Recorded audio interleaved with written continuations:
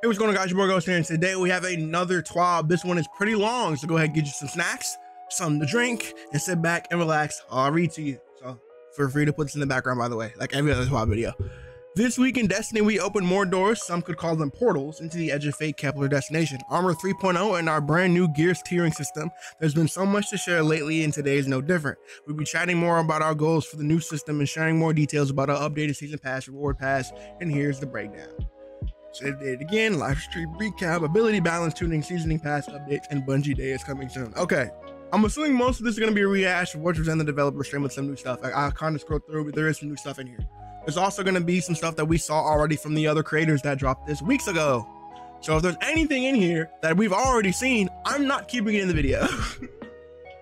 All right, tune in to our next developer stream. This week, we're all about Armor 3.0, great gear tiers, sandbox. Next week, let's chat about a bit more about Kepler. Let's chat a bit more about Kepler and what's coming to the Edge of Fate. Join us on Tuesday, July 1st at 10 a.m. Pacific Standard Time for our second Edge of Fate developer stream. We're planning to give you a glimpse of the campaign, crank it up the difficulty with the new world tier system, and let's see how this and all the other new sandbox changes come together. We also have the dev team on the floor ready to share many details about power progression, the portal, guardian ranks, quality of life changes, and more. Okay, so we got a bunch of stuff that we might not know all the stuff that's coming in the stream. We might not, so let's hope so. Let's hope so they don't make us watch an hour of stuff we already know. Everyone watching our developer stream on the Bungie Twitch channel for at least 15 minutes and with the Bungie account link will earn this new emblem. I'm mad I did not get the emblem from last stream, even though I watched the entire stream. I had to refresh in the middle of it because I was like, yeah, refresh, the stuff's not tracking. And I never got my emblem. It's at 80%. I'm really sad. Ionians and Exiles and the 9. Oh no. Ionians and Exiles and the 9. Oh my. If you couldn't attend the first live stream, we got to skip. skip. Okay, so this is some lore. This is looking like a lore drop. Department of External Observations. Incident Archive Item 088-119 Classification Anomalous Object. Filed by Audit Agent Perry. Description. A leather-bound binder locked by numeric code redacted, black, filled with documentation regarding redacted, space, and redacted. The binder is scarred with unknown residue like rubberized mold. An addition has been made to the pages within redacted. Otherwise, the binder itself appears to retain its original properties and pages. Contains classified information. Information has been stricken from this audit. Agents may request access directly from Director Moffat. Report: the DEO binder disappeared from DEO test site on 3/21/19. I'm assuming, okay, so the 20th of, so on March 20-something, 19-something, an anomalous object was found in the back of a lot outside DEO site number 7 on the ground. It has been confirmed on 3 separate occasions that this object is in fact the very same redacted binder that the Eternal Institute initiated the audit to recover. There's no missing information, but the DEO cannot assume the information within has not been copied. In addition to the binder's contents brings up questions of its origin. The II will transfer investigation of this matter to more appropriate internal department equipped to analyze temporal blah blah blah. Okay, is there a way can I cheat this? No shot, right? Someone's gonna figure out a way to like clear this text. New armor for a new beginning. Yep, we already know about this. We're gonna skip past it. I'll read it and cut it out post. Armor 1.0 laid the groundwork. Armor 2.0 built upon it with more perks and flair, and Armor 3.0 adds a whole new layer that will allow more build crafting opportunities than ever before. Here to talk about what's coming in our Destiny 2. Here to talk about that is our Destiny 2 armor team. It's been a while since our core armor system received a refresh, hasn't it? Armor 2.0 has been with us since the release of Shadowkeep and has been iterated upon with each release. From the introduction of stasis aspects and fragments to the release of prismatic subclasses, held as strong as the world changed around it. It's about time we give it a well-earned refresh. With the release of Edge of Fate, if any new armor released will use the Armor 3.0 system. Now I gotta record all this again because apparently my freaking recording stopped. I was all the way down at class items and exotics. God dang it, man. Set bonuses. Think about set bonuses like origin trait for armor and a reflection of that armor's theme that you can fold into your build plays. It's how you build plays, I'm sorry. Set bonuses are perks granted with you when you equip 2 or 4 pieces of armor from the same set. This allows you to either blend 2 separate sets or commit to 2 bonus from the same set. Each set bonus is has been built in with both approaches in mind, and we're looking forward to seeing what you creative guardians managed to put together. I'm not reading this again. I'm only reading stuff that I think is doable. By the way, this said if you prefer something better suited for staying in fight, crucible dueling. So we're gonna get one for staying in fight longer and one for crucible dueling. I'm assuming the one for staying in fight is that one that everyone was talking about. I think they said the dice. I don't know what it was, but whenever you like a kill with a freshly reloaded or pulls from your inventory weapon heals you. Freshly reloaded or swap to weapon heals you if you get a kill with it. That's probably the one I'm talking about. I'm interested to see what the crucible one is. Okay, armor archetypes. One of the major focuses for us when redesigning how armor works in the Edge of Fate was clarity. Sorry if I'm looking to my right. I'm making sure that this damn OBS don't crash again, or I will crash out. Not only do these changes help newer guardians to acclimate to the more complex build crafting, but they also help experienced players quickly evaluate individual armor drops and to decide what's best fit for their build. What is the best fit for the build? Armor archetypes is a key part of that effort. Each Armor 3.0 drop has randomly selected armor archetype. Each of the 6 available archetypes are themed around a specific playstyle and determine the 2 highest stats of each armor. Each piece of armor will have a tertiary roll, the lowest stat randomly selected from the remaining 4 stats. The primary, secondary, and stats are determined by your archetype makes your armor more reliably spiky. We've also updated the armor ghost mods to increase the odds of a specific archetype dropping to make seeking out the best armor for you easier. Overall, we found this system makes it much easier to earn armor when its stats are landing where you need to be, rather than the stats you don't want for your build. Okay, so Paragon is super primary, melee secondary, grenade primary, super secondary, specialist, class primary, weapon secondary, brawler, melee primary, health secondary, bulwark, health primary, class secondary, gunner, weapon primary, grenade secondary. Masterworking. With the new and shiny armor set bonuses to try out, we wanted to make sure that this is easy to try out new armor pieces, so we've updated the Masterworking system for any Armor 3.0 drops. All Armor 3.0 drops will have their maximum armor energy available regardless of Masterwork level. Masterworking no longer increases all stats. The amount of granted by primary, secondary, and tertiary stats rolled will not change with the exception of armor mods. Masterworking will now increase your lowest 3 stats of that piece of armor by 1 with each level. This has a maximum of 5 in each, up to 15 new stats total.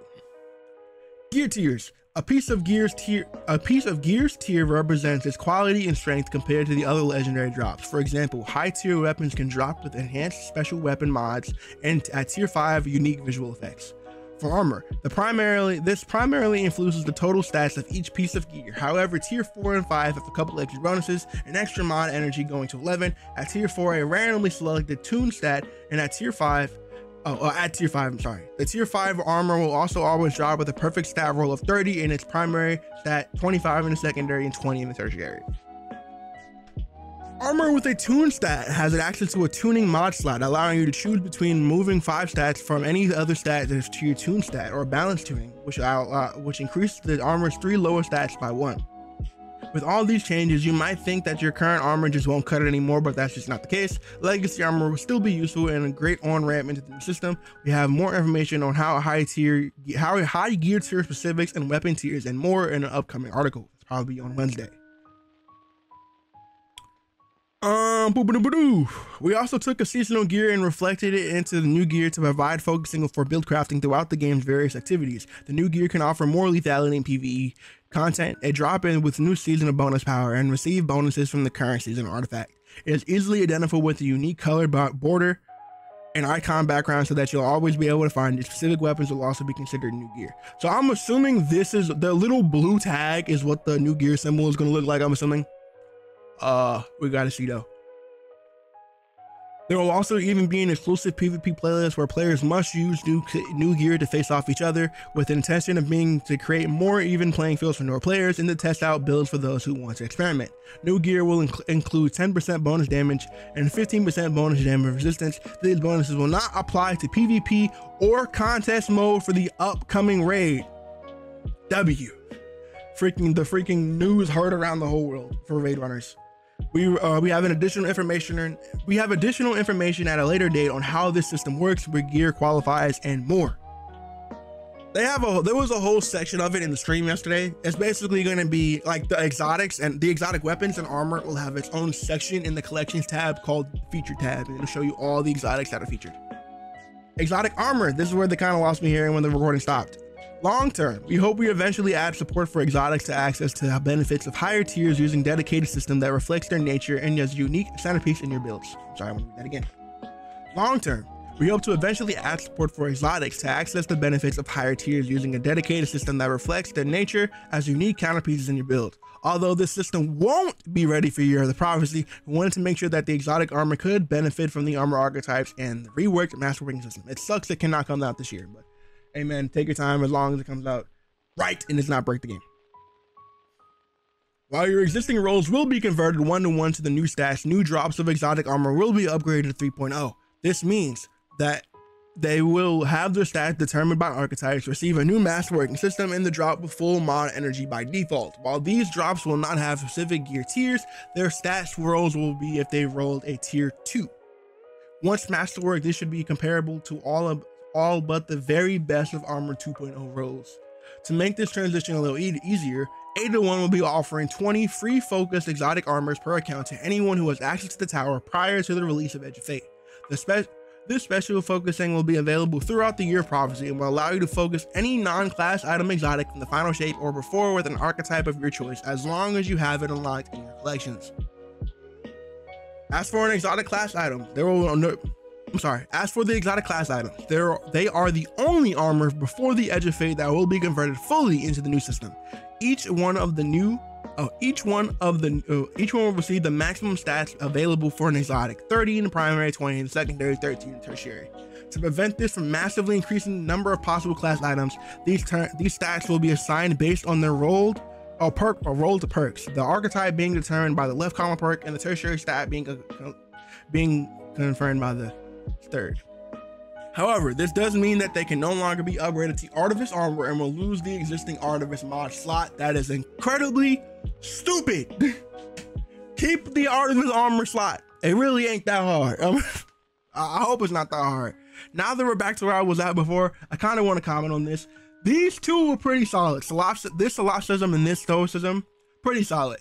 You got Apotheosis Veil and Spirit of Star Eater, both require you to use your super. Of course, it's going to be Paragon. Perfect. Now, like you just get 30. You get the 30 in the secondary is melee for Paragon, and the tertiary you get weapon stat. I guess so. Freaking weapons has almost nothing to do with Spirit of Star Eater. Technically, it's more about getting orbs and super, so you think you'd want more of this, but I guess weapon stat would increase your damage so you can make orbs with mods. I guess so, if you want to count that. Stoicism, Spirit of Assassin, Spirit of Synthos. So this is all about brawling, so it makes sense you got melee. Perfect. This is where I'm gonna be confused. For relativism, this is the Hunter exotic class item. In most light, usually around generating energy with abilities. Why? First off, wait a second. We're in Brawler. Why is Super the highest one? Why is Super? I thought we confirmed that Brawler melee is the primary. Why is it not the highest one? This has got to be a mistake. I just realized that because we're in Brawler. Look at these are both Brawler archetypes. Why is melee 30 and why is Super 30 on this one? See what I mean? It looks like this is the primary stat, the secondary stat, but it should be because it said the primary will be 30. So on this Hunter cloak, the primary is Super. If it's Brawler, it should be melee. I just noticed that. That's kind of wrong, and I hope it's wrong because in most light you kind of want freaking melee, and then you got Sotarachnes, which is weird because why would I want freaking grenade on? Oh, never mind, I'm tripping. Okay, never mind, I'm tripping. So this is kind of right. This is kind of right. So you got tertiary for grenades plus 13 stat. You're gonna need grenades for overmail. Perfect. In most light, it's Brawler. That's fine. But why does the Brawler have a primary super stat and not a primary melee stat? I'm assuming that's just a mess up on that part. TLDR, I'm gonna skip through all this. They're nerfing Sanguine because they're tired of us swapping mid DPS phase. If you want to read it, feel free to read it. Now, I am a bit confused. As a Titan main, we kind of catching a pass here. Warlock is getting hit with the freaking spoon. Because they can no longer swap the Sanguine, and it has to, once you swap to it, you have to wait 10 seconds for it to activate. Which kind of sucks. I get why, but it just kind of suck. I guess one way, because every raid team usually has like 2 Warlocks, 2 Titans, 2 Hunters, depending on the encounter. But you can also just use one Warlock uses Sanguine, and the other one uses Starfire. Is it Starfire? Can't remember. The chest piece from the exotic, the Phoenix Protocol, my bad. Starfire is a grenade one. Much like the changes to melee stacking in the last TWID, we want to be able to make exotics that meaningful change your gameplay at current. These types of behaviors are constricting how much we can push that bar. The above change is a minor first step that's targeting one exotic during our launch window, but we'll be taking a larger approach later this year. With this holistic fix implemented, we will re-examine the change and see if it's still necessary. Why wait, bro? If you're gonna hit everybody, if you're gonna hit one, hit everyone, because it's gonna be, you got Warlocks is gonna be real salty that they can't swap the Sanguine while Titans can swap the Curious. So I'm taking full advantage of it. I got freaking I have point contact cannon brace on my Titan build for Arc, and then as soon as I get my super, I swap to Curious super and then swap back to point contact. And then for Hunters, you got Hunters that are using Golden Gun, probably rocking like, I don't know, Lucky Pants, using Lucky Pants, proccing it, swapping off Lucky Pants, swapping to Celestial, shooting Golden Gun with freaking, shooting Golden Gun with Skill Hunt, boom, boom, swap back to Lucky Pants, go back to damage. You got people that are doing that. You feel like in this scenario, they should just hit all of them, not just Warlocks, so Warlocks can complain for the rest of the year until they eventually fix all of them. Because I get why they're saying like we're making a larger approach later this year with the holistic fix implemented. We'll re-examine it if the change is still necessary. They're not gonna roll back on this. They're not, because it's a solid change. But why hit one when you're gonna hit all the rest of them later? Anyway, starting with the Edge of Fate, certain exotic armor and weapons will be specifically featured, gaining the same benefits as new gear, and will be changed with each expansion and major update. At the Edge of Fate's launch, 28 exotic weapons, 15 exotic armors for each class will be featured and included in the new Edge of Fate exotic weapons and armor. But don't worry, even if your favorite set isn't on this list, you'll still be able to use it almost everywhere you go. Why does it say almost? Oh, Crucible thing. My bad.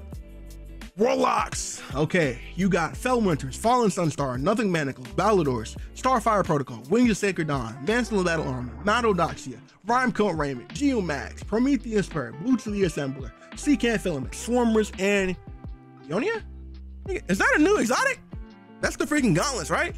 I think so. It's gotta be the gauntlets. Right? It's the freaking solar gauntlets. Yeah, yeah. Hunters, we got Dragon Shadow, Baccarus, Blight Ranger, Ceterarachnes, Mask of Fidelity, Capri Sting, Oathkeepers, Arthur's Embrace, Renewal Grasp, Calibans, yes, you love to see it, Gift of Conviction, Lucky Pants, Star Eater Scales, Speed Loader Slacks, and Morai. Titans, let's see what we got, all right? Precious Scars, Wormgod Caress, Ursa Furiosa, Icefall Manta, Point Contact Cannon Brace, Pyrogale Gauntlets, Wishful Ignorance, Crest of Alpha Lupi, Actium War Rig, MK44 Standard Size, Peregrine Grease, Phoenix Cradle, Path of Burning Steps, Abeyant Leaps, and Malus Panolia. Weapons, DMT, Wicked Implement, Outbreak Reflected, Barrow Dyad, Lumina, Witchkeeper, New Land Beyond, Agriceptor, Navigator, Arbalist, Centrifuge, Tommy Smashbook, my boy, Choir of One, Polaris Lance, Graviton Lance, Ariana's Vow, Devil's Ruin, Hierarchy of Needs, Slayer's Fang, Lodestar, Legend of Accuracy, Microchasm, Winter's Bite, Woodline Zero, Finale's Augur, Third Iteration, Graviton Spike, and Redacted. I'm assuming this is the raid exotic. Now there's a couple weapons on here that don't have exotics. I'm pretty sure freaking Hierarchy of Needs doesn't have an exotic catalyst. Devil's Ruin does not have an exotic catalyst. There's some other weapons in there that I can't remember the name of. My Winter Bite does not have a catalyst. Microchasm does not have a catalyst. So we might be getting some catalysts this time. I wonder what these are gonna do. Balancing the scale of abilities. Stats and abilities go hand in hand. So the only thing let me just make sure I'm still recording. I am, okay. Stats and abilities go hand in hand, so it's only fitting that we share the remaining upcoming ability changes coming to Edge of Fate. If you recall, we spoke about melee tuning and other various ability changes in the last week's TWID, so check out that info. We spoke about prismatic changes a few weeks ago. But to summarize it, it's been a bit too hot since release and has made some challenges trivial, so we're reining it in to be more on the line of other subclasses. Warlock Prismatic. Prismatic reduced the number of fragment slots provided by the following aspects. Hylian goes from 3 to 2, Bleak Watcher goes from 3 to 2. Dev note, the abilities per minute on Prismatic subclass are very high, so we're pulling them a small amount of efficiency out of their engines to achieve a healthier balance of gunplay and ability use. Looking forward will be working and making sure the Prismatic subclasses feel they have a variety of great builds. Do that for Titan. We need that. Don't get freaking Bleak Watcher, Bleak Watcher Arc Buddy with Devour is still going to be incredibly strong. It don't matter.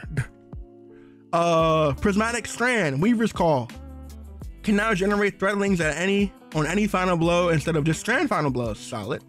Dev note, this would change will allow for easier threadling generation regardless of your build. Void Pocket Singularity, increased pocket singularity damage versus non-boss combatants by 20%, increased pocket singularity versus boss combatants by 56%. That is a fat buff. Pocket singularity was feeling weak compared to other melees, especially given its relatively short range. Prismatic Titan reduced the number of fragment slots on Consecration from 3 to 2. It don't matter.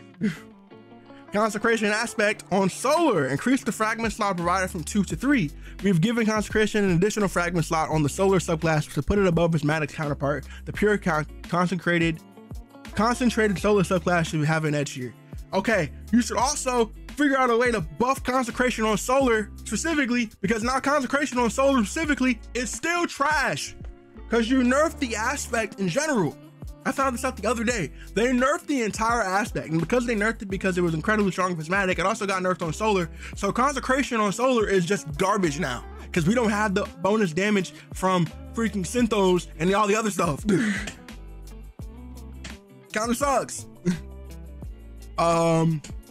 Prismatic and Strand, Dranger's Lash aspect, increase the tracking strength of both suspend. Increase the tracking strength of base suspend wave and Abandoned Leap exotic armor suspend wave. Increase the base suspend wave travel distance from 20 to 30 meters. Increase the Abandoned Leap suspend wave distance from 30 meters to 35%. 35. I can't talk today. Increase the Abandoned Leap suspend wave travel distance from 30 to 35. And then, okay, so this is without Abandoned Leap, this is with Abandoned Leap. So get 5 extra meters if you have Abandoned Leaps on. Dev note, we've seen community feedback that ability could use some help, so we make some more forgiving. That's not what we need help with. Suspend has been pretty much trash since they nerfed it a couple months ago because we were spending too long. It's just not worth it anymore. We don't need help hitting them, trust and believe, because we're trying to suspend something, we're gonna be right in front of it. We don't need help tracking it. That's not something we need help with, but I guess so. Consecration aspect, Ignition no longer has a... they're nerfing it again! Consecration, Ignition no longer has a plus 20% bonus damage. We've made this change to match the other Ignition damage scaling changes we mentioned in last week's TWID, making Ignition damage consistent across the board. Bro, Prismatic Titan is dead. We're dead. Nothing. Shield Throw, increase the projectile tracking strength of 77%. The melee can be hard to land in the heat of the moment, so we've made us tracking enemies more aggressively. Arc, Storm Keeps. Okay, you know what? I thought we were about to lose everything. No longer stacks when standing behind multiple barricades. That's completely fine. Storm Keep stacking resulted in faster than intended bull charge at Cruel, so we've limited the number of Storm Keep barricades for Guardians to benefit from. So, oh my god. So you're telling me that they were going to nerf Knockout on Prismatic, they were going to nerf Prismatic, I'm assuming Prismatic only, Knockout and Consecration to 1 fragment, and still nerf Consecration down by 20%? They did both, you know, Prismatic Titan. I ain't gonna lie to you, Prismatic Titan might be dead. Cause what's the point now? Like before Consecration got nerfed, people were still using it. Prismatic Titan really might be dead, bro. Cause we have nothing else. They didn't buff anything. Who the freak's gonna use Dranger's Lash? Who cares about Dranger's Lash?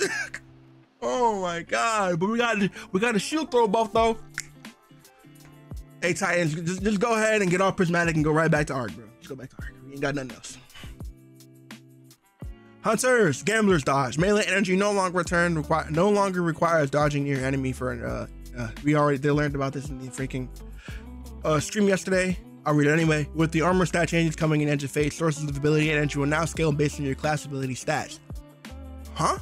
Oh, based on your ability stat, I'm sorry. This includes Gambler's Dodge because this ability now requires some stat investment to get the full charge back, for removing the requirement that you dodge near an enemy for the perk to work.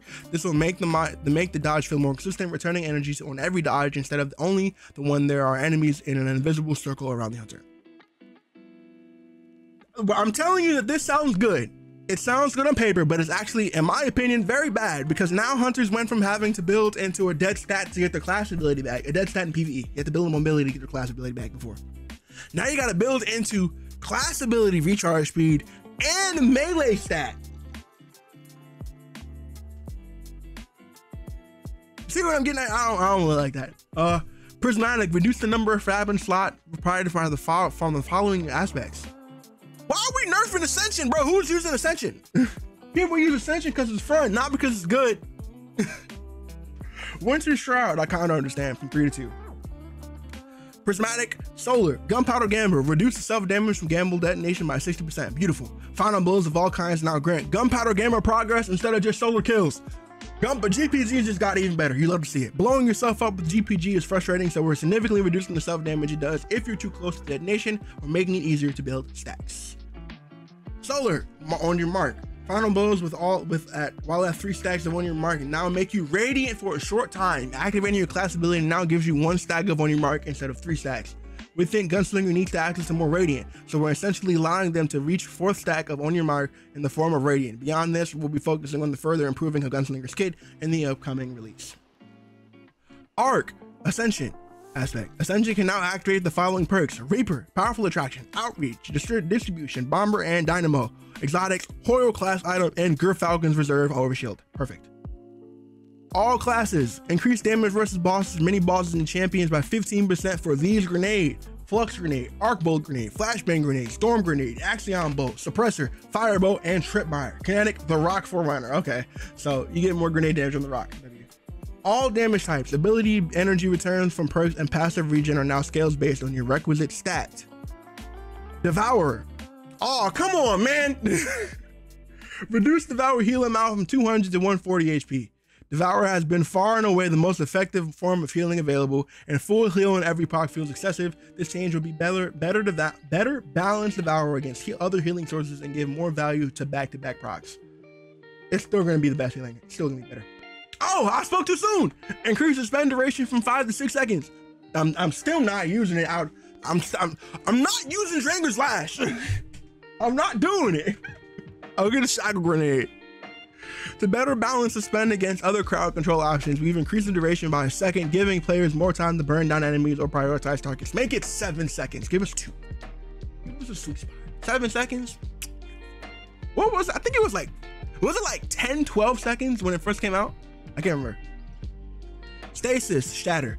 Stasis Shatter damage now stuns Overload champions. Why? Stasis Shatter damage now stuns Overload champions instead of Unstoppable champions. Moving forward, we want to make it clear. Oh God, no! Why? Who asked for this? Moving forward, we want to make it clearer how and when weapons can gain anti-champion capabilities and sources like Artifact or Radiant. Because stacking stasis slow organically leads to stasis shatter, it's limited how often we could give slow to certain weapons without auto-solving champion encounters. Overload champions are also hard to deal with unstoppable champions in general, so more ways to bring down overload champions feels valuable. Unstoppable champions can still be stunned by the 3 other elemental verbs: Blind, Ignition, and Suspend. Okay, so no more 2-for-1 weapons. Literally all shield clip weapons just got nerfed. All of them. Every weapon with chill clip just got nerfed. Because if you guys did not know, chill clip allows you to slow, which stun overload, and freeze, which stun unstop. So you're no longer, and then if you had anti-barrier sidearm, you could legitimately stun all 3 champions with 1 weapon. I kind of get it, but it sucks, but I kind of get it. But why? But also I kind of get it.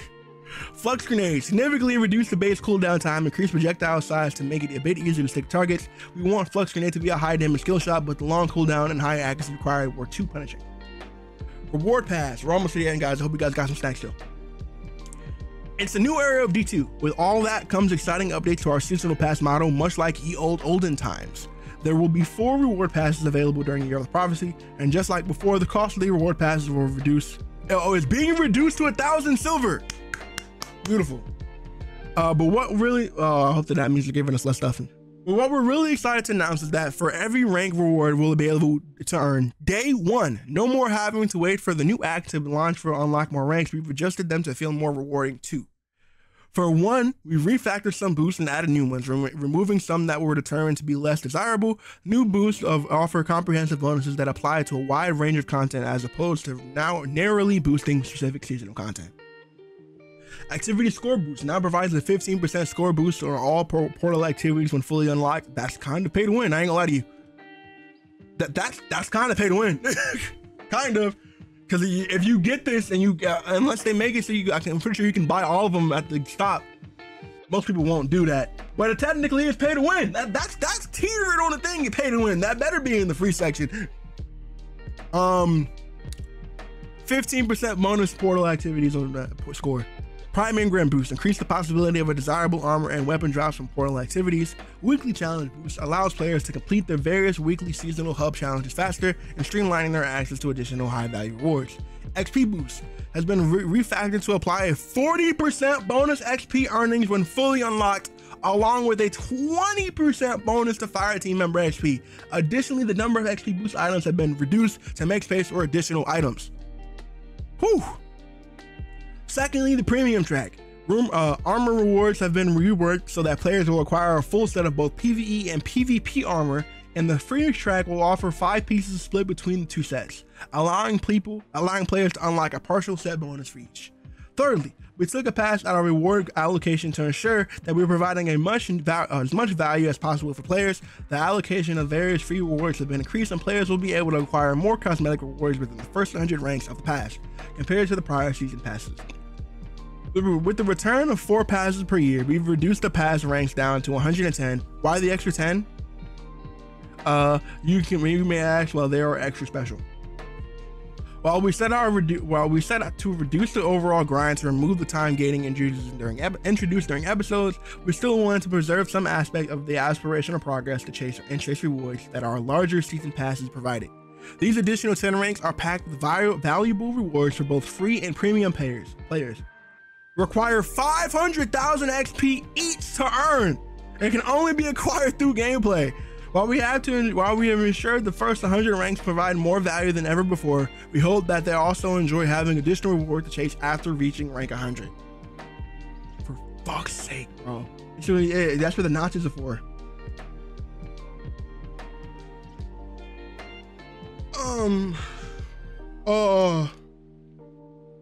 You telling me we gotta earn 500?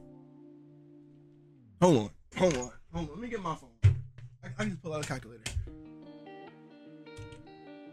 This is gonna be a long 12 video, so I'm gonna do the math with y'all. So we got 10 tiers. I'm assuming each one of these tiers is gonna be. This said 500,000, right? Actually, no, because that's really not that much. If you're gonna get to 1 tier 100, you're gonna have the XP bonus by the end. So let's do 500,000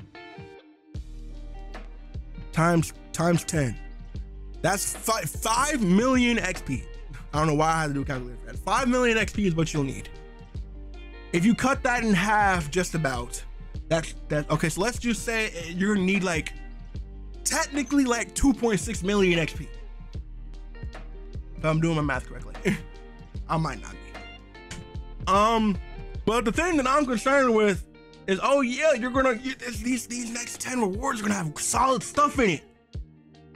A freaking ornament tab, an exotic engram, a golf ball, a shader, an exotic engram, a golf ball, some freaking enhancement prisms, a spawning effect, a golf ball, an exotic cipher, enhancement prisms, a spawning effect, an exotic engram, a golf ball, an exotic, a golf ball, another shader, an exotic engram, another ornament button, a golf ball, and a freaking ornament.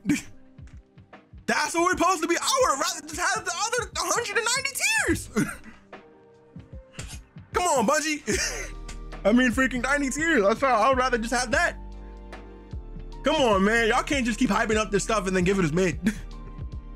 Anyway, what a week, huh? Yeah, we know it's only Thursday, but shoo, the train toward the edge of fate gets ever closer, and we're happy to have you on board.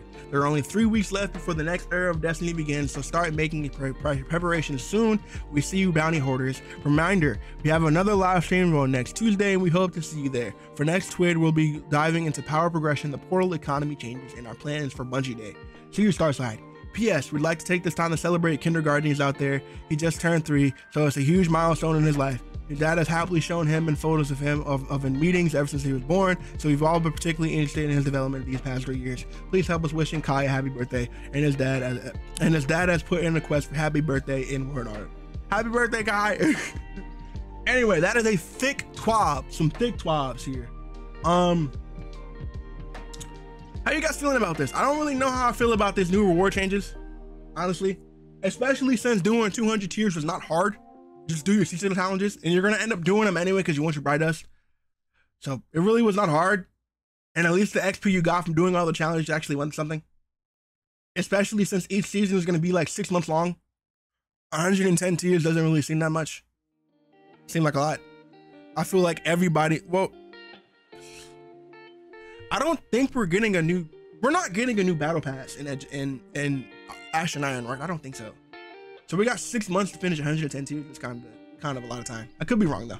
Anyway, let me know what you guys think about the comments below. Do you guys think that Titan and Prismatic is completely dead? I do. Do you guys think that nerf, that weird out of nowhere nerf to only Warlocks about Sanguine Alchemy is too much? Let me know in the comments below. I think this exotic change with no Artifice locks kind of stupid as well. But anyway, let me know what you think about the comments below. I'm glad they're finally sharing some information that we did not know, even if it's only a little bit. I wish they did more. Have a good rest of your day, and I'll see you in the next one. Stay spooky, all right? Peace.